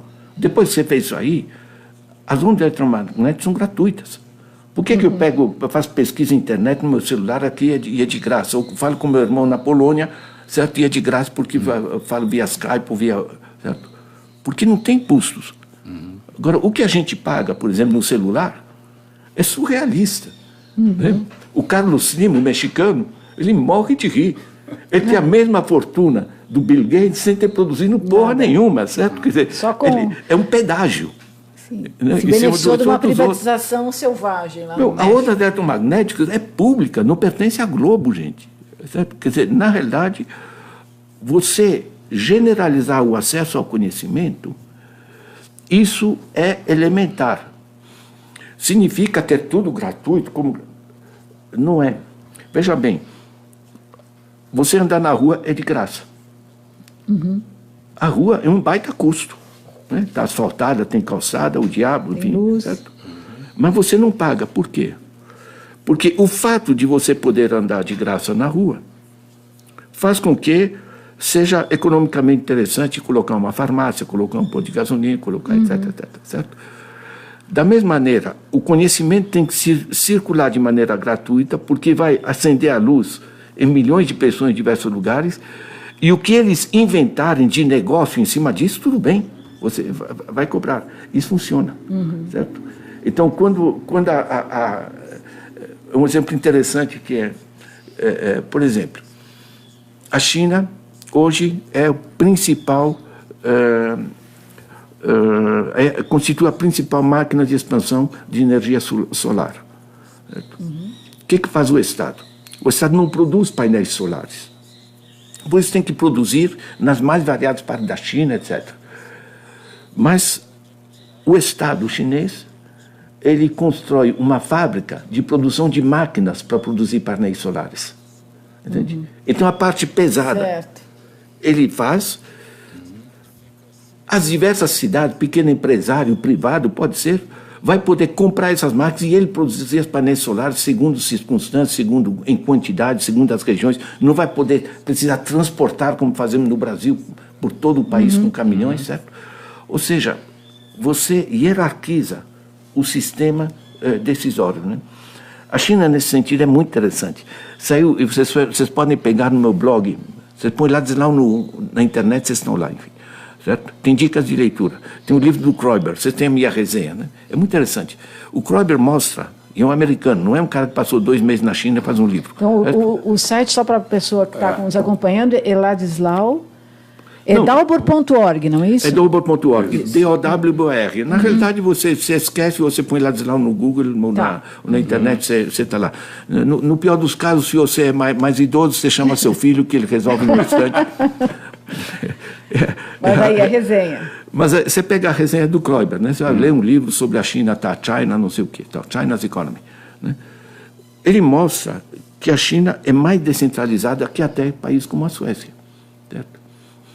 E isso é muito interessante, porque eu volto a dizer, né, quer dizer, eu estou pegando diversos elementos, né, a reforma agrária, acesso à terra, o acesso ao conhecimento, o acesso às finanças. É básico você gerar sistemas locais de financiamento, como faz a Alemanha, como faz a China, etc, etc. Né? Quer dizer, descentralizar. Descentralizar radicalmente. França também, né? Na França, a França, inclusive, tem um sistema que chama placement éthique, aplicações financeiras éticas. Por exemplo, eu tenho uma fortuna na França, bom, se eu muito afortunado, vou colocar em paraíso fiscal, tá? Mas dizendo que eu tenho uma vergonha na cara e eu quero que meu dinheiro seja útil, de qualquer maneira, lá os depósitos pagam uma merreca, como aqui, certo? Mas eu posso colocar em organizações não governamentais, ONGs, de intermediação financeira. Para dar um exemplo, tá, que eu uso no livro, tá, um caso concreto. Uma cidade do interior da França que desenvolveu um sistema de transporte para deficientes, provavelmente familiares com deficientes, coisa do gênero. Eles não foram no banco, eles foram numa ONG, pediram, olha, nós precisamos capitalizar essa empresa. A ONG colocou anúncio nos jornais, queremos capitalizar uma empresa assim, assim, entre em contato com a gente paga taxa de juros, tal tipo de garantia. Bom, como o negócio é controlado por famílias que têm deficientes e por uma ONG que está ligada e está naquela cidade, se ela se tramar em termos de reputação, ela não existe mais, certo? Você tem o uso, em termos éticos e de produtividade econômica, incomparavelmente superior.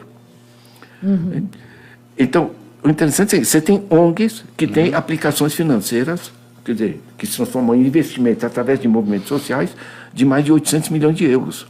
Estamos falando em grande negócio. Agora, eu posso ter dúvida, vou pegar a poupança da minha família, vou colocar numa ONG porque ela faz coisas úteis, ambientais ou não sei o quê, né? E amanhã essa ONG quebra, o que acontece? Na França, como o Banco da França constatou que é muito mais produtivo o uso dos recursos através das organizações não governamentais do que através dos bancos, porque são os bairros, são gente que conhece o problema, o banco lá dá uma garantia de segunda instância. Então, se eu coloco meu dinheiro nessa ONG, amanhã essa ONG quebra, o banco me ressarce. O que facilita as pessoas colocarem dinheiro em coisas úteis e que eles conhecem, porque cada região é diferente.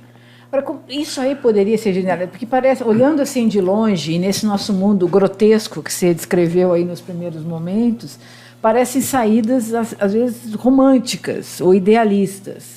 Tem romantismo, tem idealismo nisso, isso é factível mesmo, é um novo modelo de sociedade, ou a gente pode conviver com esses modelos, como é que... Veja bem, eu estou tentando puxar uma linha geral, tá?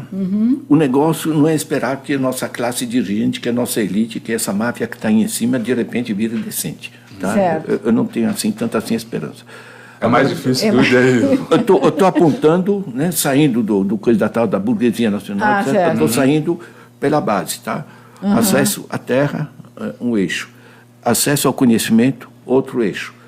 Acesso ao uso produtivo dos nossos recursos, porque o dinheiro que está no banco são nossos recursos. São do professor Ladislau, como o senhor diz no filme, né?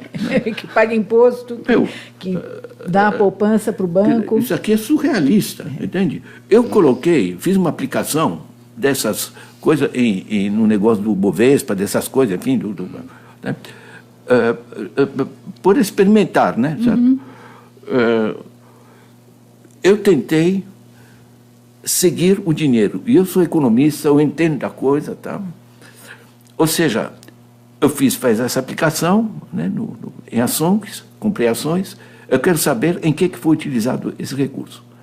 Olha, da agência bancária me dirigiram para a agência central, que me dirigiram para Ibovespa, que me dirigiram para Brasília.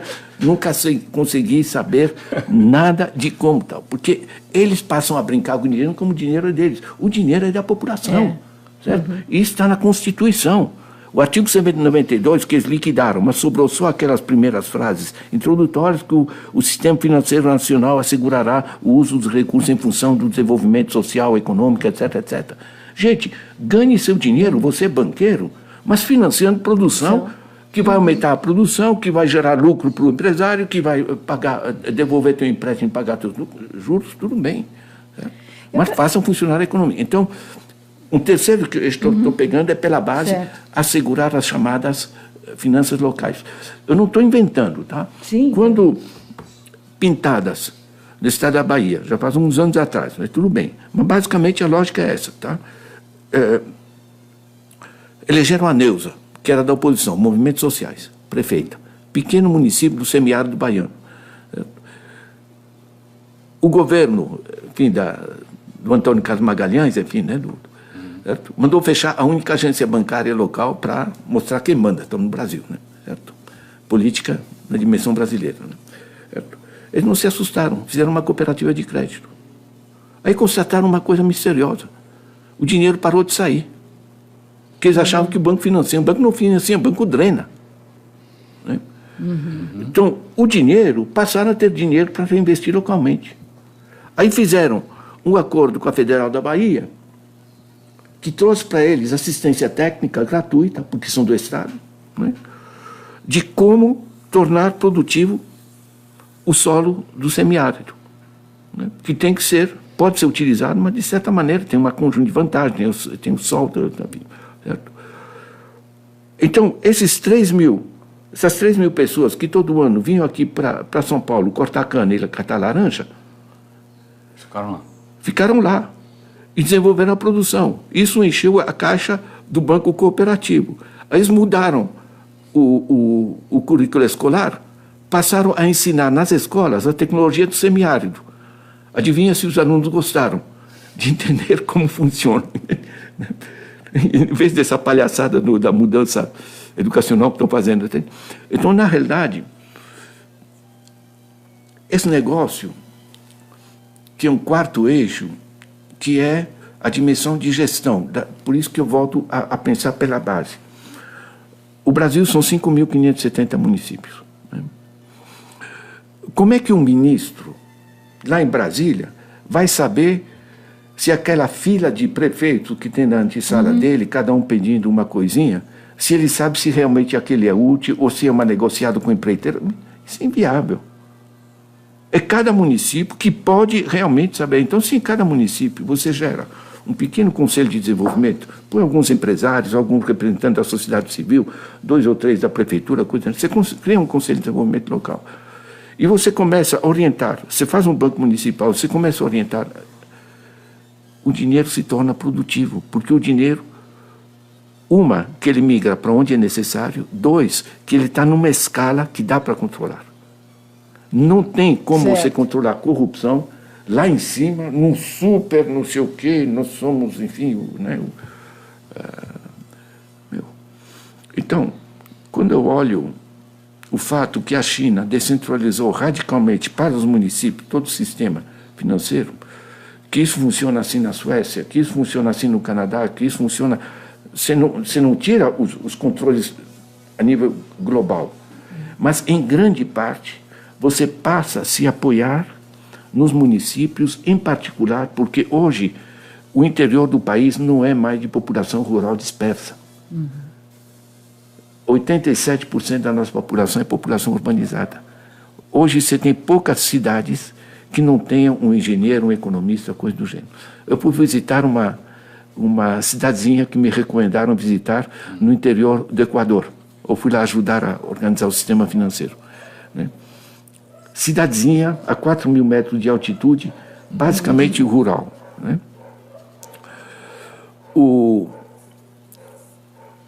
Eles fizeram um negócio muito interessante. Por que me fizeram visita? Porque numa região muito pobre, aquele município estava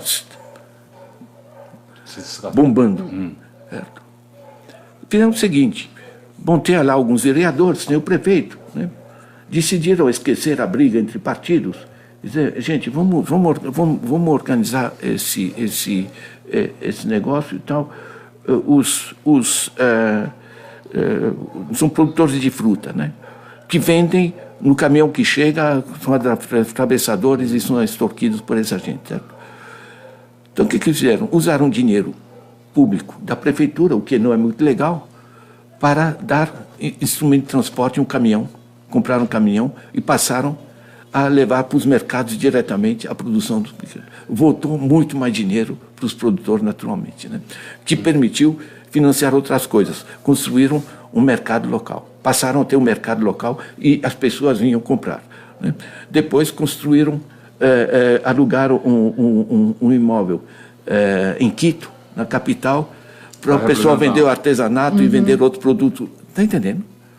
Quer dizer, na realidade, no nível local, você está numa escala que dá para você organizar racionalmente o que o Ignazio Sartre chama dos recursos utilizados. Quando eu vou para o interior, tá? Eu vejo lá, tem 30% de gente que está se virando ou está desempregado, coisa do gênero. E um monte de terra parada. E um monte de edifícios que precisam de manutenção, ou de casas que precisam construir. E a gente diz, mas não tem emprego. Como não tem emprego? Você tem um monte de coisa a fazer, um monte de gente parada. Meu, para que serve crédito? Quer dizer, você não acha que, como muita gente acha, que a solução passaria por uma estatização do sistema bancário, que muita gente só vê na estatização uma saída. E eu queria te perguntar também se há diferença entre banco nacional e banco estrangeiro, porque a gente entrevistou aqui o Samuel Pinheiro Guimarães e ele levantou uma questão de que o próximo alvo de ataque estrangeiro seriam os bancos nacionais, em que pese as críticas ao sistema bancário e tal. Tem toda a razão. Ele falava que, olha, apesar de tudo, os bancos nacionais é o que restou da chamada empresa nacional. E agora o que vai haver vai ser um ataque para justamente haver a tomada desse setor pelo capital externo. Você vê isso e a questão da estatização? Olha, não faz muita diferença pelo seguinte, né? Os carrapatos têm aqui, eles têm uma perna em Miami, outra perna na City de Londres, têm uma perna em paraísos fiscais, enfim, é tudo tutti buona gente, né? De certa maneira, né? O essencial é o seguinte, você tem que ter governo com pantalones, né? Você tem que ter governo.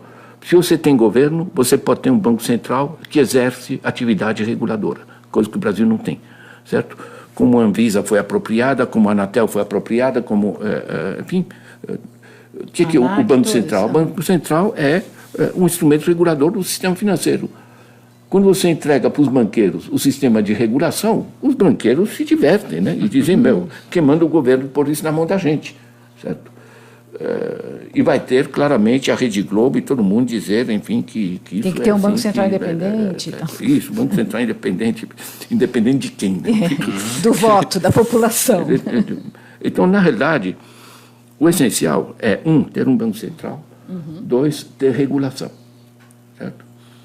Bom, o complicador, que a gente não tem que esconder, né, ou deixar de ver, é que nós estamos num sistema financeiro globalizado, enquanto o Banco Central tem legitimidade ou espaço de intervenção nacional. Então, você tem cerca de 200 países no mundo, cada um com seu Banco Central, e se num país decide dizer que o sistema financeiro, vocês vão ter que financiar a produção e não ficar se lambuzando com especulação financeira, esse capital simplesmente migra para outro, né? Eles mesmos chamam de sistema sabonete, né? Aperta daqui, ele foge para cá, aperta de lá, foge para cá, certo? Então você tem a gigantesca contradição hoje de que o sistema financeiro é global, enquanto que os instrumentos de regulação são nacionais. O que temos de instrumento de regulação multilateral? Temos o Fundo Monetário Internacional, que hoje não apita nada. Você tem o Banco Mundial, que tem menos dinheiro que o BNDES. Isso tem o Banco Internacional de Compensações, o BIS, de Basileia, que simplesmente dá bons conselhos, né? Ele se chama pomposamente de Banco Central dos Bancos Centrais, né? Certo? E não apita nada, né? Tem Basileia 1, Basileia 2, Basileia 3, você pode pôr Basileia 16, ninguém vai dar bola, certo? Porque os grupos financeiros têm muito mais poder do que isso, né? Então, o interessante é as pessoas se darem conta da dimensão, né? Eu trago isso no livro. Você tem, basicamente, hoje, 28 grupos financeiros, são os gigantes mundiais, são chamados de SIFIs, Systemically Important Financial Institutions, instituições financeiras sistemicamente importantes. Por que sistemicamente importantes? Se um deles quebra, o impacto é global. Só um pouquinho. Aqui Diz. está dizendo, vê se aqui está dizendo que esse vídeo ao vivo terminou. Vê se está passando aí, Rodolfo. Que às vezes esse... Aqui, 1:23:51. Parou Está aí. funcionando? Então aqui é só a mensagem do Facebook aqui que está tudo ok aí, né? Ok. Ao vivo agora. Então tá bom. Então vamos seguir. Ao vivo agora. Então 1:24:45, tá lá, ótimo, 1:23:51, vamos em frente. Vamos lá. Tem 28 bancos gigantes mundiais que controlam um conjunto de outros bancos, de instituições financeiras, controlam empresas, o diabo. Certo? Esses grupos são essencialmente americanos, europeus, certo? Tem um chinês, tem um japonês, coisa do gênero. É a dominação do chamado Ocidente. E a arma financeira de dominação do chamado Ocidente é um negócio hoje muito importante. Para as pessoas se darem conta. O PIB mundial, dados de 2012, era de 73 trilhões. Os ativos desses bancos estão na faixa de 50 trilhões. Tá? O que em si é interessante. Agora, se eu pego a média do capital, do ativo de cada um desses bancos, em média dá 1,1 trilhão, tá? Dados de 2012. 1,8 trilhão é mais do que o PIB do Brasil. Então, cada um desses bancos tem ativos que são mais do que a 7ª potência econômica mundial, que é o Brasil, com seus 205 milhões de habitantes e 8 milhões e meio de quilômetros quadrados. Estou entendendo? Ou seja, a dimensão é... Tempos atrás, eu fiz um trabalho com o Otávio Ianni, hoje falecido, que é uma pessoa muito respeitável, um grande professor, pesquisador. A gente fez um livro juntos sobre esse processo de globalização, né? Certo? E o texto dele vinha: a política mudou de lugar. Isso é muito importante, certo? Porque a gente elege o presidente, está lá o presidente, tudo bem, mas não controla o Congresso, não controla a mídia, não controla o judiciário. Que poder é esse, né? Certo? Aí trancaram Lula, nós estamos trancando até os poderosos. Mas que poderosos, gente, que piada é essa, certo? Na realidade, por que eu volto à base da sociedade? O acesso à terra, o acesso à informação, o acesso aos financiamentos e a capacidade de gestão local, certo? Porque isso é como as economias que funcionam. Eu, que graças aos militares, tive que viajar bastante, certo? Né? Com propostas irrecusáveis, digamos assim. Eu aqui era visto como bandido, era perseguido, né? Certo? Agora, o professor Ladislau foi um dos combatentes contra a ditadura militar, e é isso que ele está se referindo agora. Né? Para não pensar que os militares me pagaram realmente a passagem. Eles pagaram para eu sair, digamos assim. Mas, basicamente, é muito divertido, porque eu daqui sou bandido, né, e apresentado em fotos em diversos lugares como terrorista, coisa do gênero. Eu saio daqui, sou contratado para as Nações Unidas para assessorar países em desenvolvimento. Né, eu lembro, sem querer me comparar, né, mas tem um vídeo que eu pus no meu Face, que bombou, né, do Paulo Freire, dizendo que sei como é que eu sou preso, certo? E exilado porque tentava alfabetizar pessoas. Aí eu chegava no exterior, porque ele virou professor, enfim, em Princeton, em diversas instituições de primeira linha internacional, e ele dizia: não, eu fui preso, fui exilado porque eu alfabetizava, e as pessoas não conseguem entender uma coisa dessa. Mas o fato é que eu, trabalhando na ONU, trabalhando em diversos países, eu falo uma carrada de línguas, isso facilita, né? Eu fui vendo como em diversos lugares as coisas funcionam, e funcionam de diversas maneiras. Agora, o que tem de denominador comum é que, onde funciona, as pessoas pararam de esperar o Papai Noel que vai resolver. Foram fazendo. Foram fazendo, certo? Ou seja, você pega a Islândia, né, que a gente pegou, você pega a batalha dos chineses para fazer um negócio que funcione, né? Você pega a batalha dos coreanos.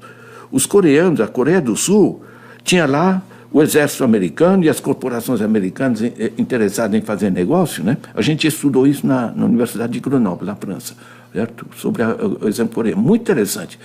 Né? Nos anos 50, termina a guerra, eles fazem um acordo com os americanos. Vocês podem instalar as empresas multinacionais, que é mão de obra barata, tá? Os americanos estão interessados, tem garantia que tem o exército americano presente e tal. Só que vocês não vão vender no mercado interno.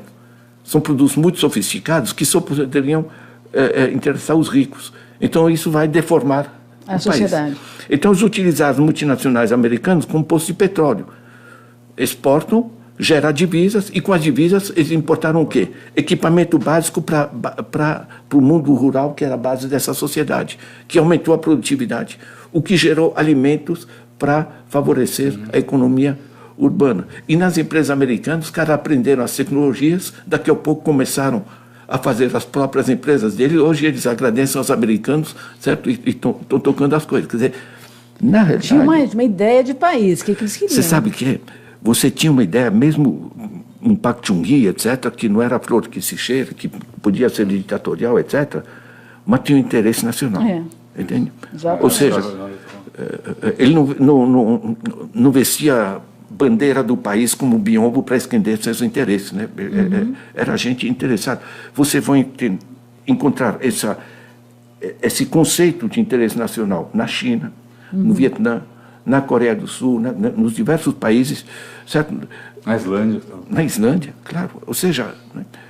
No Canadá, né? O canadense, do jeito que ele respondeu a Trump agora, né? Meu, senhor Trump, só se lamba, né? Quer colocar imposto sobre nossos produtos, a gente vai colocar imposto nos seus e pronto, né? Quer dizer, na realidade, isso é uma das coisas vergonhosas, né? Samuel Pinheiro Guimarães trabalha muito isso, né? Ter essa visão dessa classe que se quer dirigente e que é profundamente subserviente, né? Que está entregando o país de maneira absolutamente vergonhosa, né? Eu não sei como essa gente dorme, sabe? Enfim, claro, eles têm um colchãozinho de dinheiro que é confortável, né? Mas... Você falou em vários momentos de uma questão que eu acho que é uma das principais do filme, do Dedo na Ferida, que é a democracia. A democracia está ameaçada. Você vê a democracia ameaçada no Brasil, como é que... Vamos voltando aqui para os finalmente, pegando de novo o filme. Esse modelo que a gente... Dedo na Ferida. O filme Dedo da Ferida, do Silvio Tendler, que está em cartaz no Brasil inteiro, que a gente recomenda fortemente que assistam, que é muito interessante, e que afirma que esse modelo é praticamente incompatível com a democracia. A democracia está com dificuldade de sobreviver a esse predomínio exacerbado, avassalador das finanças, que só gera concentração e enfim, é uma injustiça social muito grande. Como é que está a democracia? Olha, eu acho que quem melhor estudou isso é um alemão, Wolfgang Streeck. Eu menciono isso, tem um capítulo sobre ele. Ele pegou o seguinte: você elege um presidente. O presidente se elegeu dizendo: eu vou fazer isso para o povo, e aquilo mais para o povo, e aquilo mais outro para o povo. Certo? Ele assume, entra na sua sala e descobre que tem um senhor sentado ali, né? Esse senhor chama Mercados. É legal se chamar Mercados porque parece anônimo, né? Certo? Esse senhor diz: olha, você tem cidadão, tá? Mas você tem dívidas, né? Você tem alguns interesses que você quer fazer a sua popularidade, isso aqui, né? A gente quer assegurar a tua confiabilidade do ponto de vista dos credores, né? Por aí vai. E ele vai subdividindo, e na realidade, entre os interesses do chamado mercado, né? Quando a gente diz no Brasil, os mercados estão nervosos, né? Certo? Basicamente é meia dúzia de pessoas que estão nervosas, né? Entende? Não há mercados, né? São grandes grupos identificados, os tal dos CIFs que eu estava mencionando, e você desequilibra o processo. O que aconteceu? Esse sistema capitalista, quando tinha milhões de pequenas, médias empresas, manufaturas, eles precisavam da democracia, porque precisavam de um Estado que equilibrasse a própria guerra entre eles. Hoje não precisam mais. Certo? Você tem 147 grupos que controlam 40% do sistema corporativo mundial. Você tem 28 gigantes banqueiros que controlam as próprias empresas produtivas. Eles têm as organizações deles, por exemplo, o IIF, the International Institute of Finance e coisas do gênero, cujos chefes são recebidos como chefes de Estado. Eles se articularam, em particular depois de 2008 e 2008. Depois da crise. Da crise que eles fizeram. Eles dizem, não podemos cada um puxar para o seu. Então, há uma estrutura de poder. A frase do Streeck é o seguinte: isso aqui não é o fim do capitalismo, mas é o fim do capitalismo democrático. Eles não precisam mais de democracia, né? Esse é um eixo central. Agora, eu traduzo isso em miúdos, né?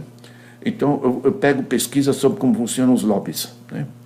Bom, o que a Google tem de milhões de dólares e de milhares de pessoas na Europa para pressionar governos, para pressionar os técnicos de Bruxelas, etc., enfim, os lobbies se expandiram. Isso é um. Mas dois, eles descobriram que é muito mais interessante você financiar as campanhas políticas, porque você passa a ter seus deputados, seus senadores, etc., né? Eles descobriram que é muito interessante se apropriar dos formadores de opinião. Isso vale, em particular, através da multiplicação de que se chamam os think tanks, né? Sendo como aqui o Instituto Millennium, coisa do gênero, que influencia e financia, mas com muito dinheiro, opiniões, digamos assim, né? Eles estão comprando universidades, por todo quanto é parte, é só olhar no Brasil, tá certo? E estão comprando o controle das revistas acadêmicas, certo? Elsevier, etc. Hoje você tem 15 mil cientistas norte-americanos que se recusam a publicar nas revistas indexadas, certo? Publicam online, de acesso gratuito online. Eu participo dessa rede, certo? Todos os meus textos são online, gratuitos, são uma rede nesse processo, que a gente quer sair dessa máfia, digamos, que controla os processos. Você tem o controle do judiciário, certo? As corporações geraram um sistema de judiciário paralelo, né? Que é o chamado sistema de settlements, né? Então, por exemplo, toda a bandidagem que os bancos fizeram e que geraram essa crise mundial, em Nova York, o próprio Stiglitz se indigna, mas como é que ninguém foi preso? Ninguém é preso, certo? Vocês viram a coisa da Volkswagen, né? Gente, montando durante anos, certo? Um negócio que eles sabem quantos milhões morrem por contaminação do ar nas cidades, certo? E eles, né, escondem qual é a realidade da emoção do... isso é bandidagem, é fraude, assim, escandalosa. Alguém é preso? Não. Eles fazem um acordo. Então, como os Estados Unidos estão pagando, acho que foram 7 bilhões de dólares, né, de multa e tal, e estamos limpos. Não precisa reconhecer culpa, certo? Você tem isso na grande indústria farmacêutica, você tem em todos os grandes grupos, e em particular para os bancos, né? Todos esses bancos com todo o sistema de paraísos fiscais, né? Vocês vejam os papéis do Panamá ou os Paradise Papers depois, né? Ninguém é culpabilizado. Faz-se um settlement, né? Acordos. Depois falam do jeitinho brasileiro, né? Que leva a tanto dinheiro que é coisa, né? Você tem mais. Você tem o controle das pessoas. Isso é muito novo, mas é generalizado. Então, você tem, por exemplo, no Brasil, uma coisa que a gente pegou recentemente, que é muito divertido, que é o seguinte: uma pessoa vai lá, resolve no INSS e vai passar a receber sua aposentadoria. No dia seguinte, ele recebe uma enxurrada de telefonema. Por que não pega um cartão assim, pega isso, aquilo? Você sabe como é que os caras do INSS passam informações pessoais da pessoa diretamente para os bancos poderem achacá-los, né? Isso faz parte, né? Agora, você pega o Facebook, pega o Google, hoje é o chamado GAFAM, né? Que é Google, Apple, Facebook, Amazon e Microsoft, né? Hoje já se acrescenta o Netflix, mas enfim. Certo? E você tem o equivalente na China, que é o BAT, né? BAT como o morcego, né? O Baidu, a Alibaba e o Tencent, né? Quem é que ouviu falar do Tencent? Certo? Ninguém ouviu falar do Tencent, né? Tencent deve ser a terceira corporação mundial em termos de poderio econômico, certo? Você sabe o que é? Essa gente dos grandes, eles não saem no Fantástico, certo? Bom, mas está saindo aqui tudo no Tutameia. Agora, no Tutameia não escapa nada. Bom, professor, a gente vai ter que lhe convidar outro dia aqui para continuar essa conversa. E já está convidado para voltar aqui. A gente vai fazer daqui a pouco uma entrevista sobre a Embraer com o Carlos Zaratini, que vai nos bom. falar um pouco sobre esse processo de hoje. Então, fique aí um pouquinho, daqui a pouquinho a gente vai voltar. Mas vamos finalizar aqui agradecendo a participação do professor. Não sei se o senhor quer falar mais alguma coisa, assim, palavras finais. Olha, minhas palavras finais é o seguinte: peguem esse livro, A Era do Capital Improdutivo, eu juro para vocês, isso aqui é ferramenta, tá? Não é livro de acadêmico, de economista que botou um ovo, olha um livro, né? Vou ter uma medalha, né? Isso aqui é ferramenta para vocês. E é didático. Muito didático. Todo mundo vai entender aqui. Todo mundo vai entender. Se a Eleonora entendeu, então todo mundo entende. Brincando, mas basicamente é o seguinte, gente. Você sabe que eu não preciso falar economês, sabe? Porque eu entendo esse negócio, entende? E não é complicado. Você diz, como é que eu vou entender de trilhões? Todo mundo vai entender, certo? Sobretudo que se trata do nosso dinheiro, tá? E se não tiver mais gente entendendo isso, esse negócio não muda, entende? Sabe qual é a grande fragilidade de todo esse negócio? É que ele é improdutivo. Porque o cara que a gente xingava, que está explorando seus trabalhadores, mas pelo menos está produzindo sapatos, está produzindo bicicleta, está pagando seus impostos, está gerando emprego, está produzindo alguma coisa. Esse aí não produz porra nenhuma, como está falando, né? Isso, uma expressão que eu convido a vocês a utilizar, uma expressão heterodoxa de economia, mas a gente tem que ter gente que entenda, que tire essa narrativa besta que fazem, não somos tratados, é humilhante como somos tratados pelos meios de comunicação, certo? Enganados nesse tipo de processo. Leiam, usem e abusem. Eu recomendo também no meu blog, vocês têm lá dicas de leitura, ajuda muito, e vocês têm muitos vídeos sobre como funciona esse negócio. E sim, reforçando outra vez, Dedo na Ferida, do Silvio Tendler, é um excelente esforço. E vocês vão encontrar também bons filmes no meu blog. No blog, né? Tem Porque dicas de filmes. Tem coisas excelentes, que é um esforço internacional. Hoje, muita gente está fazendo, por exemplo, o trabalho interno. Né? Sim, a empresa, se você assiste, você passa a entender. Agora, deixe de pensar que o negócio de economia é para gente, não sei o que e tal, certo? Não, o dinheiro é nosso, a gente vai entender e vai recuperar o seu controle. Boa. Gente, obrigado, eu já falei demais hoje. Muito obrigada. Já tentei, parabéns para tu também. Bom, já disse tudo, mas a gente sempre tem aí alguma coisa a mais a dizer.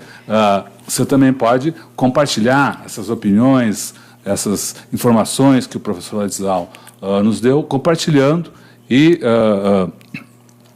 essa entrevista com seus amigos, aqui no Face, nas suas redes, se inscrevendo em nosso canal de vídeo, o tutameia.com/c/Eleonora e Rodolfo Lucena Tutameia, o Tutameia é escrito com letras maiúsculas, e acompanhando todo esse trabalho no site tutameia.jor.br. A gente vai finalizar com a nossa tradicional... tutameia.org.br. tutameia.jor.br. Jornalismo. De jornalismo. J-O-R. Isso. Tutameia.jor. E antes de a gente chegar no nosso finalzinho também, eu queria fazer um convite. Sim. A Eleonora tem aí uma foto. Isso, estou botando aqui. De um evento que vai ter nesse 9 de julho. O 9 de julho, aqui em São Paulo, passou a ser também o Dia da Luta Operária.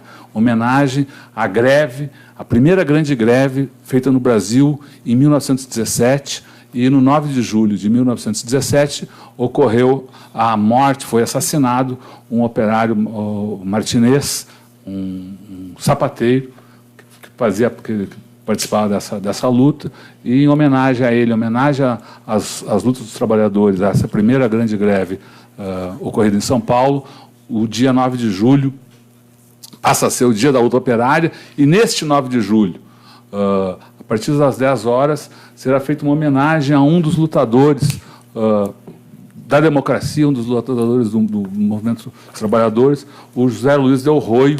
Então vai ser uma homenagem feita às 10 horas, na Rua do Bucolismo, 81,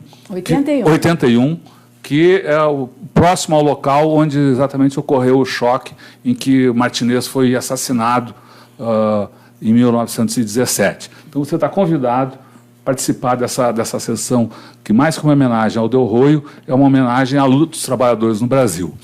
E dito isso, a gente se encaminha aí para o nosso final, uma obra do nosso querido poeta Augusto de Campos, que vai vir falar no Tutameia também, mas antes disso passou para a gente vários de seus poemas, contrapoemas, que são a visão dele do mundo, é o que é a nossa assinatura, é um contrapoema de Augusto de Campos, contrapoema Lula Livre. Que está aí na telinha.